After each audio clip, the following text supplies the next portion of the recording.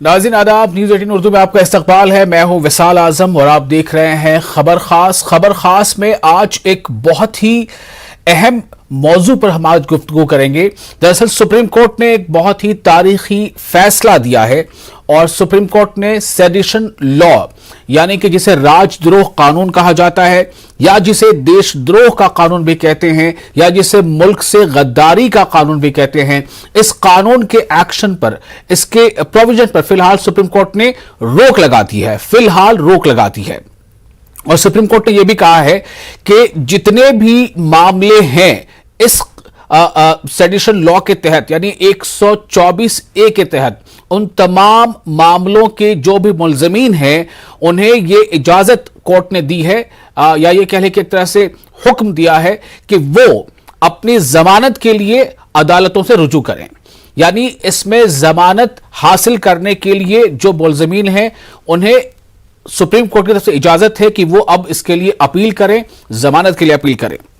एक बहुत ही अहम ये फैसला है, बहुत तारीखी फैसला है। हालांकि इस पर लगातार जो मरकजी हुकूमत का मौक़िफ़ रख रहे थे सॉलिसिटर जनरल तुषार मेहता, उन्होंने कल भी अपनी तरफ से हुकूमत का मौक़िफ़ रखा था। आज भी इस पर जब समाअत हुई तो सुप्रीम कोर्ट ने सीधे तौर पर जानना चाहा कि क्या ये जो इस पर जो पुनरीक्षण होना है यानी इसकी जो एनालिसिस होगी, इस पर जो अज़-सर नौ गौर किया जाना है, उसमें कितना वक्त लग सकता है। तो सुप्रीम कोर्ट ने बहरहाल तमाम तरह के सवाल जवाब के बाद यह तय कर दिया है कि कोई भी यानी मरकज की हुकूमत या फिर किसी भी रियासत में इस कानून के तहत अब नया कोई मामला दर्ज नहीं किया जाएगा। 124A के तहत कोई नया मामला दर्ज नहीं किया जाएगा और जो मामले दर्ज हैं, जो मुलजमीन हैं इस मामले के, इन मामलों के, उन्हें यह इजाजत है कि वो अब अपनी जमानत के लिए अदालतों से रुजू कर सकते हैं। यह काफी अहम मामला इसे माना जा रहा है और जो अर्जी गुजार है उनकी तरफ से कपिल सिब्बल ने इस पर बहस की थी। अर्जी गुजारों में भी काफी अहम नाम है जो सामने है, वो भी आपको हम बताएंगे। लेकिन साथ ही ये बता दें कि दरअसल इस मामले पर अब आगे क्या कुछ होगा, चूंकि जो रिएक्शन आया है वजीर कानून किरण रिजिजू का वो थोड़ा चौंका रहा है। तो अगले आधे घंटे इस खास मौजू पर हम गुफ्तगू करेंगे। हमारे साथ कई मेहमान भी होंगे। आप बने रहें इस खास मौजू के साथ, न्यूज़ 18 उर्दू के साथ।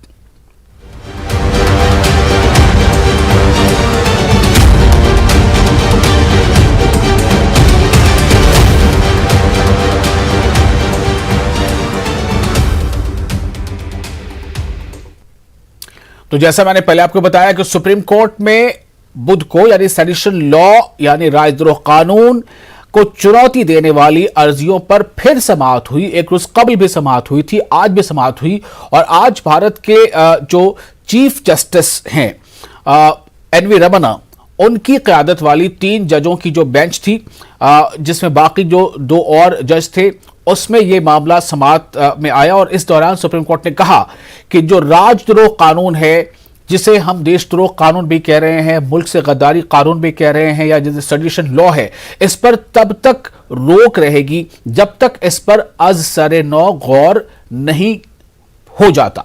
यानी जो मरकजी हुकूमत का मौक़िफ़ था कि हम इस कानून के प्रावधानों पर, इसके प्रोविजन पर हम इसकी समीक्षा कर रहे हैं, पुनर्विचार कर रहे हैं, तो जो मरकजी हुकूमत के नुमाइंदगी कर रहे थे तुषार मेहता, उन्होंने अदालत से चाहा था कि इस मामले पर समाअत रोक दी जाए, लेकिन समाअत रोकी नहीं गई। आज फिर उस पर समाअत हुई और अदालत ने कहा कि जब तक इस पर पुनर्विचार होता है, अज़-सर नौ गौर होता है, तब तक इस मामले के तहत कोई नया केस दर्ज नहीं होगा सेडिशन लॉ के तहत। कोर्ट ने कहा कि राजद्रोह यानी मुल्क से गद्दारी का ये जो कानून है, इसकी जो सेक्शन है 124A, इसमें कोई नया केस दर्ज नहीं हो। सुप्रीम कोर्ट में 5 मई से ये जो अर्जियां दी गई थी उस पर सुनवाई होती रही है और इसमें major general SG Vombatkere, major general SG Vombatkere, editors guild और अरुण शौरी, इन तमाम लोगों की, इनकी तरफ से यह अर्जी थी जिस पर यह फैसला सुप्रीम कोर्ट का आया है। अब सवाल यह पैदा होता है कि इस फैसले के आने के बाद जो वजीर कानून है उनसे जब इस पर रिएक्शन लिया गया तो उन्होंने कहा कि अदालतों को सरकारों का यानी लेजिस्लेचर का सम्मान करना चाहिए और हर किसी की अपनी लक्ष्मण रेखा है, किसी को लक्ष्मण रेखा पार नहीं करना चाहिए। इसका मतलब क्या है, उन्होंने इस तरह का स्टेटमेंट क्यों दिया है, और साथ ही कई सवाल हैं कि ऐसे कितने लोग हैं जिन्हें अब सुप्रीम कोर्ट के इस ताजा फैसले से राहत मिलने वाली है। इस पर हम बातचीत करेंगे। हमारे साथ कई खास मेहमान हमारे साथ जुड़ रहे हैं। हमारे साथ हैं सुदेश वर्मा, तर्जुमान बीजेपी, और हमारे साथ स्वाति मलिक हैं, तर्जुमान कांग्रेस। हमारे साथ जाकिर अली त्यागी जुड़ रहे हैं, जो सीनियर जो जर्नलिस्ट है, और साथ ही इन्होंने इसको फेस किया है। इन पर भी सेडिशन लगाया गया था, और हमने आज उन्हें शामिल रखा है कि किन हालात में इन पर सेडिशन लगाया था और फिर किस तरह के मरहले से इन्हें गुजरना पड़ा। आप तमाम लोगों का बहुत बहुत इस्तकबाल है। सबसे पहले मैं आऊंगा अपने मेहमान सुदेश वर्मा जी के पास। सुदेश वर्मा जी, कैसे देखा जाए इसे? एक तरफ तो ये बात आ रही थी कि वजीर आजम ने खुद इस बात का इशारा दिया था कि ऐसे कानूनों की अब क्या जरूरत है जो औपनिवेशिक दौर के हैं या उस काल के हैं जब हम यानी भारत गुलाम हुआ करता था। दूसरी तरफ आज जब उनसे किरण रिजिजू जी से इस पर रिएक्शन लिया गया तो उन्होंने ये कहा कि लेजिस्लेचर को का सम्मान अदालतों को करना चाहिए और हर किसी को चाहिए कि वो लक्ष्मण रेखा पार ना करे। कैसे इसे समझा जाए? बिल्कुल सही कहा है सुप्रीम कोर्ट ने। और आपको पता है नरेंद्र मोदी जी की सरकार ने 2014-15 में 1500 से भी ज्यादा ऐसे कानून हैं जो अंग्रेज के जमाने के थे, जिनका मिसयूज या यूज नहीं होता था, उनको हटाया गया। ये कानून जो सेडिशन लॉ है, इस पर सुप्रीम कोर्ट ने खुद अपना मत दिया था, आपको पता है, केदारनाथ सिंह केस में। उसके बाद इसके औचित्य पर भी कहा था कि होना चाहिए। अब हम देख रहे हैं कि इसका मिसयूज बहुत हो रहा है, और बीजेपी तो हमेशा देखिए मतलब भोग ही रही है। आपको मैं याद दिलाऊं, 2015 में एक कोर्ट ने, डिस्ट्रिक्ट कोर्ट ने, हमारे जो सीनियर नेता अरुण जेटली उस समय के, उनके ऊपर सेडिशन लॉ लगा दिया था। फिर हाई कोर्ट के जज ने बहुत स्ट्रॉन्ग ऑब्जेक्शन लिया, और वो क्यों? क्योंकि जुडिशरी को उन्होंने क्रिटिसाइज किया था। उसके बाद देखिए अभी का केस उठा लीजिए आप, राणा दंपति जो हैं उनके खिलाफ सेडिशन का केस लॉन्च हो जाता है। क्यों? क्योंकि वो हनुमान चालीसा पढ़ना चाहते हैं और महाराष्ट्र सरकार को पसंद नहीं है कि हनुमान चालीसा पढ़ा जाए। हनुमान चालीसा को पढ़ने से सेडिशन कैसे हो सकता है? ऐसा अगर कोई जबरदस्ती करता है तो दिल्ली पुलिस क्या करती है आपको पता है ना? उसको अरेस्ट करती है, बस में डालती है, दूसरी जगह ले जाके छोड़ देती है। पॉलिटिकल एजिटेशन में ऐसे ही होता है। तो आप किसी को सिटीजन लगा के उसको जेल भेज दीजिए, क्योंकि ऑटोमेटिक आपको 15 दिन तो की। क्या ये सिर्फ नॉन बीजेपी रियासतों में होते रहे ऐसे मामले, या बीजेपी की रियासतों में भी होते रहे? नहीं, मैं कंप्लीट कर दूं थोड़ा सा। फिर तेजेंद्र पाल सिंह बग्गा जो हमारे दिल्ली प्रदेश के प्रवक्ता हैं, वो ट्वीट करते हैं केजरीवाल जी के खिलाफ, और केजरीवाल जी पंजाब में चूंकि उनकी सरकार है वहां सिटीजन लगा देते हैं। तो राज्य सरकारें, क्योंकि लॉ एंड ऑर्डर राज्य सरकार के अंदर है, सेडिशन को मिसयूज किया है। सेडिशन देशद्रोह जो है बहुत सही तरीके से डिफाइन होना चाहिए। जैसे हमने मेरा एक सवाल अभी भी रह गया कि क्या नॉन बीजेपी गवर्नमेंट वाली जो स्टेट्स है वहां भी ऐसे मामले हुए हैं? नहीं, मैं ऐसा नहीं बोलूंगा, बीजेपी नॉन बीजेपी नहीं बोलूंगा। हाँ। मैं ये बोलूंगा कि क्या आसाम का एग्जाम्पल दिया जा सकता है? नहीं, बहुत से एग्जाम्पल से जहां हमने लगाया है वहां सही था रहा है। जैसे सर्जिल इमाम के खिलाफ कोर्ट ने भी माना। आप चिकन नेक की बात कर रहे हैं, भड़काने की बात कर रहे हैं, कन्हैया आजादी की बात कर रहे हैं, ये सब वैलिड केसेस हैं जहां आप देशद्रोह की बात करते हैं। लेकिन अगर कोई हनुमान चालीसा पढ़ता है, आपके खिलाफ ट्वीट कर देता है सिर्फ, तो फिर इसका मतलब है कि सुप्रीम कोर्ट में आपके जो तुषार मेहता साहब, उन्होंने ठीक से इस बात को रखा नहीं, इसके फेवर में बातें नहीं की। आखिर सुप्रीम कोर्ट ने यह फैसला क्यों लिया? नहीं, मैं बता रहा हूं, थोड़ा आप मुझे धैर्य से सुन लें तो आपकी जो क्वेश्चन है उसका आंसर मिल जाएगा। हमने कहा है कि अब जब आजादी का अमृत महोत्सव मना रहे हैं 75 साल की, तो इस समय जो ऐसे कानून है जिसका मिसयूज हो रहा है, सेडिशन, देशद्रोह, इसकी एक रिव्यू होनी चाहिए। रिव्यू होनी चाहिए, क्योंकि हम मिसयूज की बात कर रहे हैं, यूज की बात नहीं कर रहे। किसी भी कानून का मिसयूज जब होता है, जहां की आप देखिए सजाई नहीं मिल पा रही 2% से ज्यादा लोगों को, इसका मतलब मिसयूज है ना। अपने पर्सनल वेमनेस के लिए लोग मिसयूज कर रहे हैं। ठीक है, मैं इस पे कांग्रेस के जो हमारे तर्जुमान है उनका भी थोड़ा फर्स्ट रिएक्शन ले लेता हूं, फिर बात को आगे बढ़ाएंगे। इसमें सिर्फ इतना बता दूं कि राहुल गांधी ने भी कोर्ट के इस फैसले के बाद अपनी बात रखी है ट्वीट के जरिए से। उन्होंने कहा है कि सच बोलना देशभक्ति है, देशद्रोह नहीं। सच कहना देश प्रेम है, देशद्रोह नहीं। सच सुनना राजधर्म है, सच कुचलना राजहट है। डरो मत।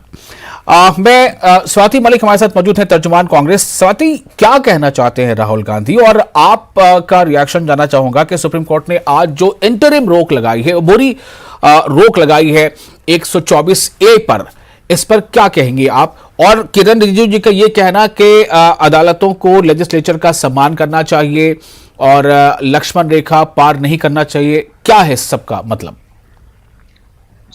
सबसे आपके सवाल 3 हिस्सों में है, तो मैं 1 बाय 1 का जवाब देना चाहूंगी। जो राहुल गांधी जी ने जो स्टेटमेंट दी है, ये कोई नई स्टेटमेंट नहीं है। कांग्रेस का जो 2019 इलेक्शन में मैनिफेस्टो था, उसमें भी हमने बात की है 124A के बारे में।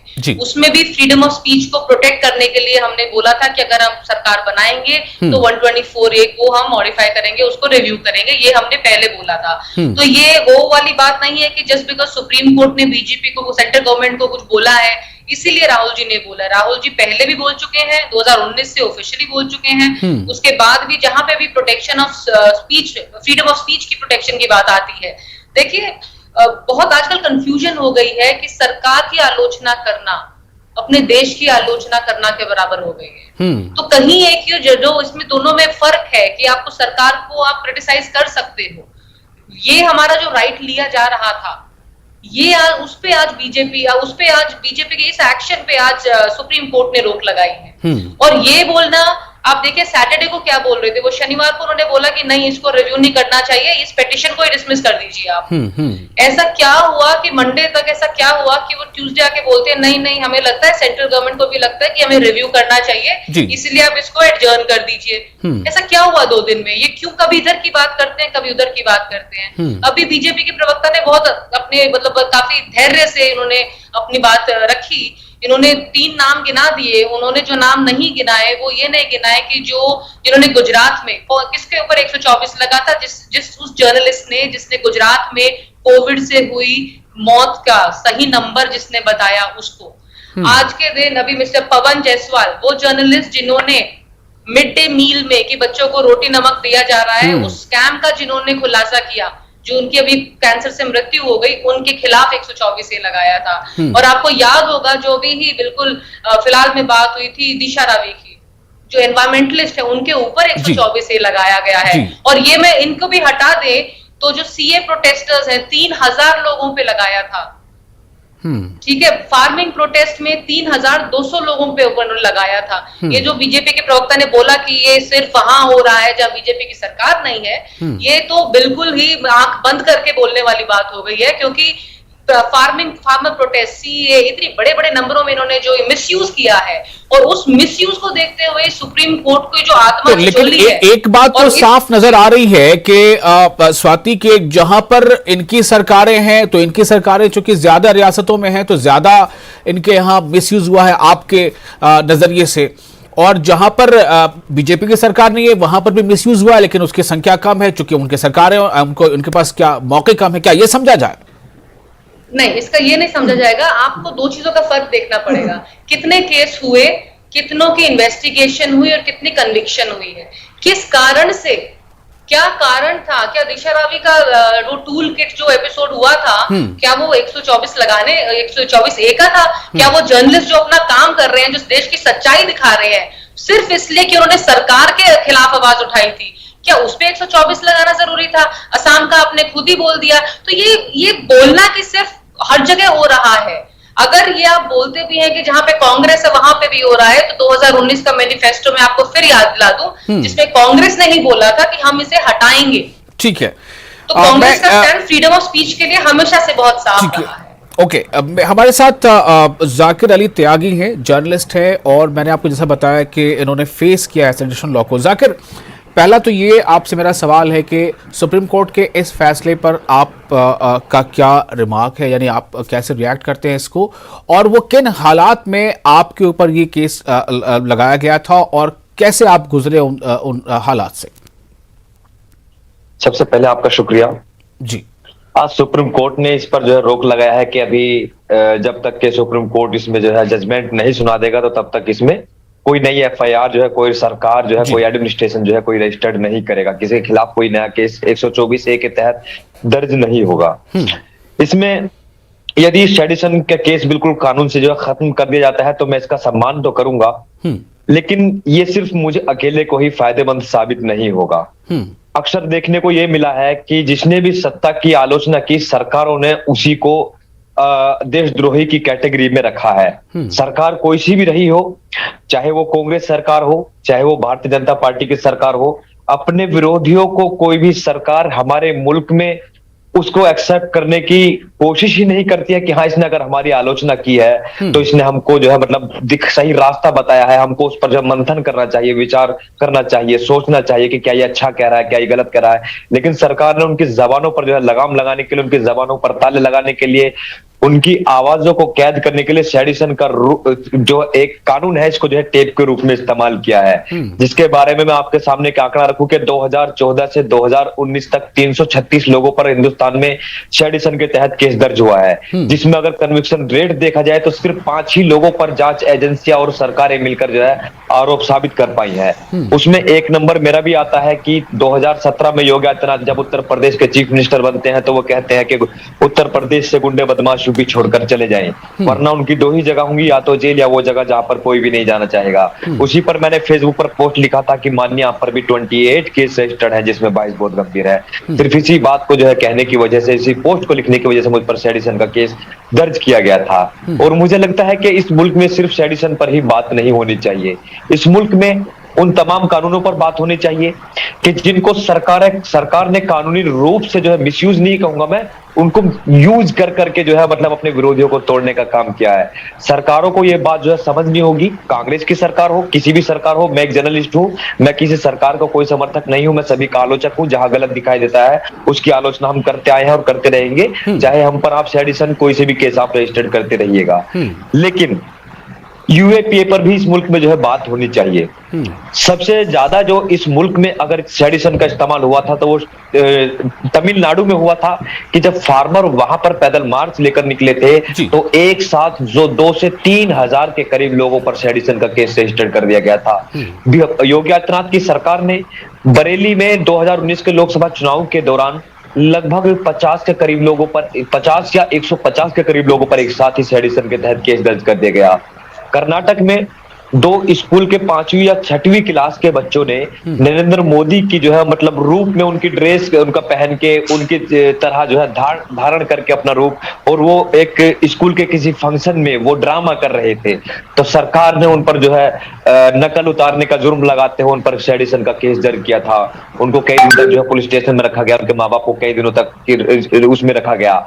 नरेंद्र मोदी की सरकार में जो है 7840 लोगों पर यूएपीए दर्ज हुआ है। ठीक है, मैं आपके पास फिर आता हूं। जाकिर, आप हमारे साथ बने रहें। हमारे साथ अलका जी बनी हुई है। अलका जी, सवाल देखिए क्या है, जो फैक्ट सामने आता है, माफ कीजिएगा, स्वाति मलिक और सुदेश वर्मा जी भी हैं, ये भुक्तभोगी हैं, इन्होंने इसको झेला है और किस वजह से इन पर सेडिशन लगा ये भी बता रहे हैं। ये भी एक जर्नलिस्ट है। सवाल इस बात को लेकर आप आज हमारे बीच वो नहीं है, एक बड़ा नाम था जर्नलिज्म का, विनोद दुआ, लेकिन क्या ये समझें कि कोई भी पार्टी जब इख्तिदार में आती है तो क्या उसे डर हो जाता है आवाम से, जनता से, जब वो नीतियों के खिलाफ आवाज उठाती है और इस डर के तहत वो कोई भी कानून या धारा जो उसका यूज या मिसयूज करती है? ये तो बता रहे हैं अभी कि ये मामले अक्रॉस द पार्टी देखी जा रही है, उनकी सरकारें हैं। अभी भी एग्जाम्पल दिया खुद हमें सुदेश वर्मा जी ने कि, तो मैं आपसे पहले रिएक्शन चाहूंगा स्वाति मलिक जी। ठीक है, आपके ये इसमें मैनिफेस्टो में शामिल होगा, लेकिन आप इससे बरी तो अपने आप को नहीं कर सकती कि हाँ आपकी सरकारों में ऐसा नहीं हुआ। देखिए, हमारी सरकारों में जब भी हुआ है उसका रीजन क्या था, क्या हुआ था ऐसा, क्या वो सच्चाई बताने के लिए था या वो सच में देशद्रोह के लिए था? तो ये जो अब डेफिनेशन आएगी सुप्रीम कोर्ट से, ये जो रिव्यू के लिए बोला है, ये उस देशद्रोह की डेफिनेशन को और क्लियर करने के लिए ही होगा ताकि वो मिसयूज ना हो पाए। तो देखिए, मिसयूज तो हर सरकार का गलत है, चाहे वो हमारी हो या इनकी हो, किसी की भी सरकार हो, हम अगर आवाज दबा रहे हैं वो गलत है। और वो जो एक लिवरेज मिल जाती है उसको मिसयूज करने का, वो ही ये सुप्रीम कोर्ट से आज हुआ है कि अभी इसको स्टे कर दिया जाए और आगे इसका जो देशद्रोह है उसकी डेफिनेशन और एयर टाइट बने ताकि उसका मिसयूज ना हो पाए। ठीक है।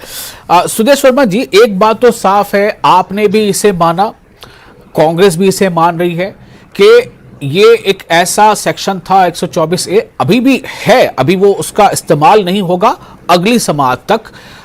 लेकिन सवाल इस बात को लेकर है कि मानते तो सब हैं, लेकिन जब मौका मिलता है तो इसका इस्तेमाल कर लें या गलत इस्तेमाल कर लें अपने फायदे के लिए, ये सब लोग करते हैं।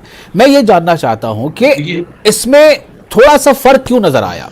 पहले सरकार ने क्यों ये कहा कि नहीं आप जो है इस मामले को अभी बंद ही कर दें, फिर बाद में ये बात आई कि नहीं ठीक है हम जो है इस पर समीक्षा पुनर्विचार करेंगे। इतना ताखिर क्यों? एक तरफ तो 2014-15 में तकरीबन 1500 कानून आपने खत्म कर दिए थे, अब इस कानून को क्यों जिंदा रखा गया और क्यों इतने बड़े पैमाने पर मिसयूज हुआ इसका कि 336 मामले में सिर्फ 5 मामले में जो है वो इस पर ट्रायल शुरू हुआ? देखिए, जब हम बोलते हैं तो हमारी विश्वसनीयता है। हमने, जैसा कि आपने भी बताया, हमने 1500 कानून खत्म किए हैं। और अगर कांग्रेस ये बोलती है तो कांग्रेस से ये प्रश्न पूछूंगा बीजेपी की तरफ से कि आप सत्ता में थे, इतने सालों तक रहे, आपको इसका मिसयूज समझ में नहीं आया? जब बीजेपी आ गई तभी आप स्क्रैप करने की बात कर, 2019 के मैनिफेस्टो में, उसके पहले क्या ये सिटीजन का कानून कभी इस्तेमाल नहीं हुआ था? देख लीजिए, मैक्सिमम मिसयूज इसका हुआ है कांग्रेस रेजिम में हुआ। पॉइंट जी। और उसके बाद आप आज बोल रहे थे, ये जो हकीकत है वो हकीकत है। तुषार मेहता जी ने वहां कहा, क्योंकि एक जजमेंट सुप्रीम कोर्ट का ऑलरेडी 5 बेंच का है, 5 मेंबर बेंच का, जो कहता है इसका औचित्य, उसको कोट किया उन्होंने। लेकिन 1962 का है, बहुत सारे हालात बदल गए हैं तब से लेके अब तक। लेकिन नहीं, मैं आ रहा हूं आपकी बात पर। लेकिन चूंकि प्रधानमंत्री का ऐसा मानना है कि आजादी के अमृत महोत्सव में जब हम जा रहे हैं तो इस कानून को रिव्यू किया जाए, अगर सुप्रीम कोर्ट बोल रहा है तो इसकी बात को समझना चाहिए। लोगों का ये मानना भी है, मिसयूज को रोका जाए, तो रिव्यू को फिर किया। इसमें कोई बहुत बड़ी पॉलिटिक्स नहीं है। अच्छा, मिसयूज तो होता रहा, ये तो मानेंगे ना? ठीक है, आप किसी के सरकारों में कम, किसी में ज्यादा, मिसयूज तो होता रहा ना? बिल्कुल, मैं तो बोल ही रहा हूं कि मिसयूज हुआ है, और ऐसा कोई नहीं बोल सकता कि हमने मिसयूज नहीं किया, आपने नहीं किया।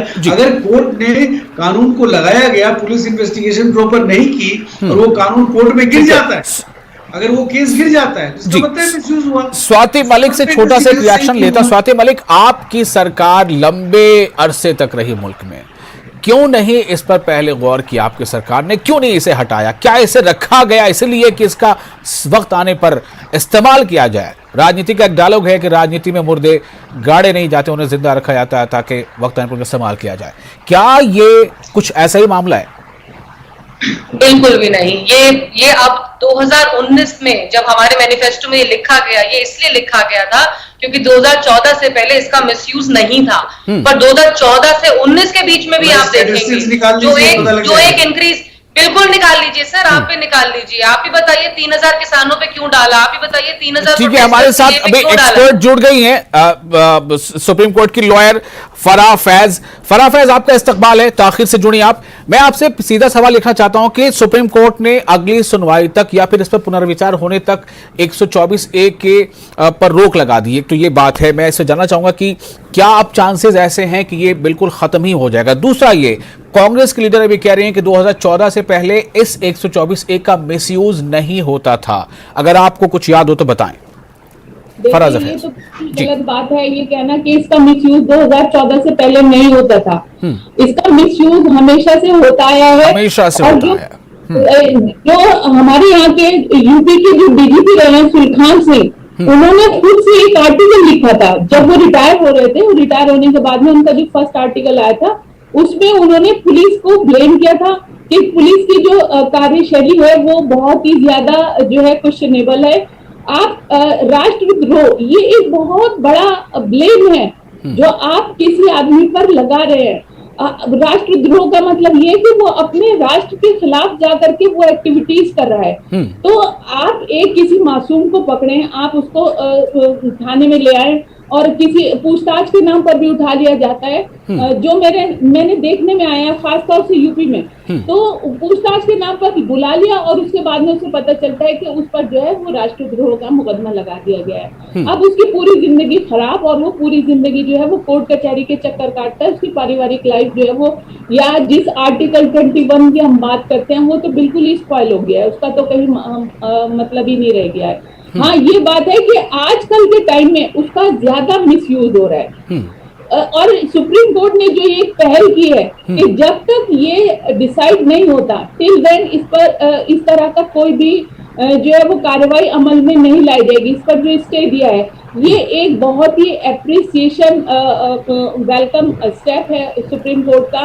वो सुप्रीम कोर्ट ने जो है आर्टिकल 25 का जो सोल, आर्टिकल 21 का जो सोल और स्पिरिट है उसको कायम रखा। उसने आदमी की लाइफ को प्रायोरिटी दी कि और क्योंकि सुप्रीम कोर्ट ने इस बात को आकलन किया कि हाँ किस तरह से इसका मिसयूज होता चला आया है और आज भी हो रहा है, इसी को देखते हुए सुप्रीम कोर्ट ने जो है इस पर रोक लगाई है। तो मेरे हिसाब से तो ये वेलकम स्टेप है सुप्रीम कोर्ट का, और इसको जो है रिफाइन किया जाना चाहिए। इस पर जो है चर्चा होनी चाहिए, डिबेट होनी चाहिए और इसमें सुधार आना चाहिए। क्या अगला नंबर यूएपीए जैसे कानून का भी आ सकता है? मैं बताऊं? एक सेकंड जी, छोटा सा फराह फैज, छोटा सा हाँ या ना में जवाब दीजिए। हाँ बिल्कुल बिल्कुल, जो इस तरह के कानून है जो आदमी की जिंदगी का ट्रैक चेंज कर देते हैं, तो उन सब कानून को मेरे ख्याल में उन पर जो है नजरसानी होनी चाहिए, उन पर गौर होना चाहिए। और ठीक है, मेरे पास वक्त एकदम नहीं रह गया है क्योंकि फराह फैज साहब आप देर से जुड़ी थी। आप सुदेश वर्मा जी, मैं बिल्कुल अब आपसे माजरत करता हूं, वक्त बिल्कुल नहीं है, माफ कीजिए, फिर कभी बात कर लेंगे। बहुत शुक्रिया आप तमाम लोगों का। लेकिन एक चीज है कि सभी ने इस बात को माना है कि इस 124A का मिसयूज होता रहा है। क्या अब इसका मिसयूज नहीं होगा? क्या हमेशा के लिए ये सेक्शन, ये कानून खत्म हो जाएगा? इसके लिए हमें अगली समाअत और इस पर से गौर तक का इंतजार करना पड़ेगा। आदाब।